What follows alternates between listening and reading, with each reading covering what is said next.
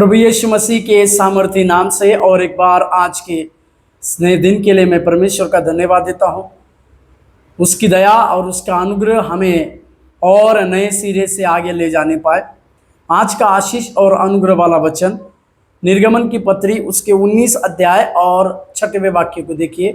निर्गमन 19 अध्याय और 6वां वाक्य, जहाँ लिखा है, और तुम मेरी दृष्टि में याजकों का राज्य और पवित्र जाति ठहरोगे। जो बातें तुझे इज़राइलियों से कहनी हैं वे ही है। प्रभु के नाम की महिमा और प्रशंसा हो। इज़राइली लोग मिस्र की गुलामी से या मिस्र के उस दासत्व से निकलकर अभी उनके लिए परमेश्वर ने दी गई उस वाचा के जमीन के लिए वो आगे चल रहे। 3 महीने के बाद वो सीनै नामक एक जंगल के पास आकर खड़े होते, या सीनै पर्वत के पास आके खड़े होते हैं। और वहां पर ही रपीदीमी एक जगह में उसके आगे जाकर वे वहां पर अपने लिए डेरों को या अपने लिए घरों को उस जंगल में बनाते हैं। उस समय वे घर नहीं, एक छावनी बनाकर वहां पर रहते थे। उस समय प्रभु का दास मूसा उस सीनै पर्वत को देखता है। मूसा को इस बात की जानकारी बहुत थी कि उसके बाप दादाओं को इसी पर्वत के ऊपर परमेश्वर ने दर्शन दिया था।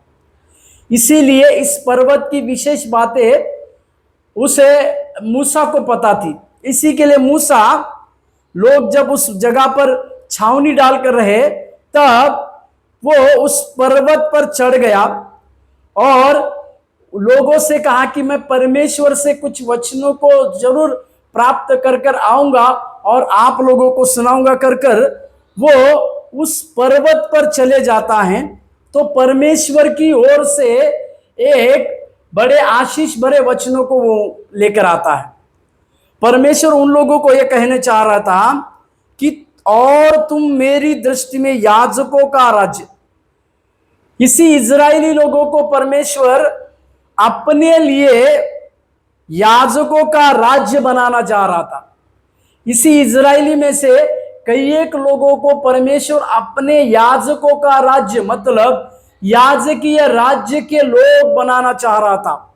इस प्रकार के अभिवचन परमेश्वर के द्वारा मूसा ने प्राप्त किया और साथ ही साथ पवित्र जाति परमेश्वर बनाना चाह रहा था। प्रभु के नाम की महिमा और प्रशंसा होने पाए।